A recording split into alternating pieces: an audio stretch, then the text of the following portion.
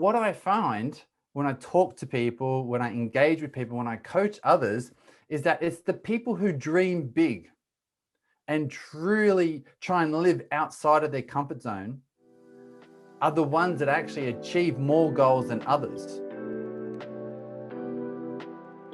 Was there ever a moment when you wanted to give up or couldn't find the motivation you needed? And how did you overcome this? So there's been times over the years where I've, been flat with motivation, or where it's been tough to try and get myself moving. But I want to give you a bit of an idea of the one time in my life that I acknowledge and recognize where I've been the most mental tough and basically been internally motivated to do something. And it was within my 10-year dark battle with depression. And twice I found myself standing on top of a bridge, not wanting to live anymore.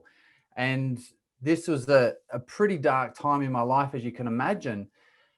And both times I talked myself out of taking that step. And with a lot of therapy and a lot of self-reflection and a lot of conversations with professionals and with friends and family, I can now acknowledge that these moments were the times when I was the most mentally tough I've ever been and motivated to do something. And that was take a step back rather than a step forward. Now, for the takeaway for everyone from this story is really simple. What went through my mind both of those times was I didn't want to put my family in the pain I knew that they would feel if I did take that step off the bridge. So what motivated me to take a step back, to really use my internal mental strength, my mental toughness to step backwards rather than step forwards, was knowing that I'm not alone, and I have family and I have friends and I have loved ones and I have people who I can connect with. That's what motivated me to take that step back. And also that's what motivates me every day, connection to others. So you talk achieving goals through discomfort. So why is goal setting important? And also, why is it important to push ourselves outside of our own comfort zones? So goal setting is really simple. We know the concept works.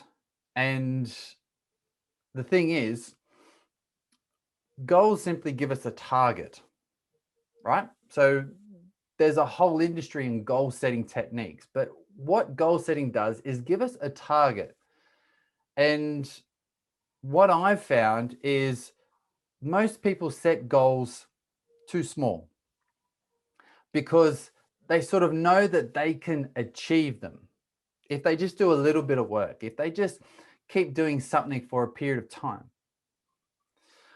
But what I find when I talk to people, when I engage with people, when I coach others, is that it's the people who dream big and truly try and live outside of their comfort zone are the ones that actually achieve more goals than others, because they know that they have to do something they've never done before if they want to achieve something that they've never accomplished before. So living outside your comfort zone is where you can catch a glimpse of your true potential and what you're capable of. Because it's only when you're consciously choosing to do difficult things on a daily basis, consciously choosing to do difficult things on a daily basis, is where you get that reinforcement of, hey, I can accomplish something big that I've never done before, because you're pushing yourself past what you've already done. And I think the thing that we really need to think about these days is it doesn't have to be this massive big goal that no one's ever done before, just something that you have never done before. And as well as setting the goal, you need to then create the processes that you have to do on a daily basis, the systems that you want in place in order to do the things you need to do regularly to help you achieve those goals that you want to set. So building habits, there's a bunch of great books out there these days on how to build habits, how to build systems to do more work on a daily basis. So dream big, set your goals bigger than you've ever set before. Challenge yourself to consciously choose difficult things to do on a daily basis and do them regularly by creating systems and processes and habits to do the things you need to do on a daily basis that's going to help you achieve the goals 1 month, 3 months, 6 months, whenever that goal, that target, that deadline you've set is. How did you combat your depression, and what do you now do to maintain a healthy mindset? Yeah, that's a great question, especially in these times where mental health of a lot of people is strained. So I spent about 7 or 8 years of my 10-year battle not telling anyone apart from a therapist that I started to see after about 6 years.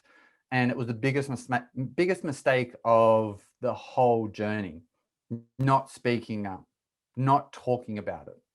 So the first thing that I did and that I always encourage others to do is speak up about your feelings, what you're thinking, and what you're going through. Now, you can do this in 2 separate ways. And the first way is how I initially did it. I was ashamed, I was confused, and I didn't really know what was going on. So to go and talk to a loved one or a friend or someone who I knew and knew me, that was way too scary. So I went and spoke to a stranger, a therapist who didn't know me. I could tell them as much or as little as I wanted. I still felt like I was in control, but I was telling them how I felt, what I was thinking. And this helped immensely.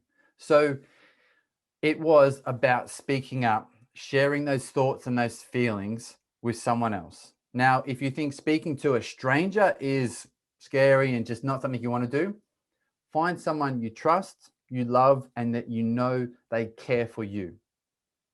And just tell them, this is what I'm thinking, this is what I'm feeling. And if that person, that individual, that group of people truly care for you and you trust them and they trust you, they will open their arms up and do whatever they can to help you. And that's what I found when I started opening up to my parents and my friends and my family, that I thought I was going to be a burden, but it was the complete opposite. They opened their arms up and they wanted to do whatever they could to help me.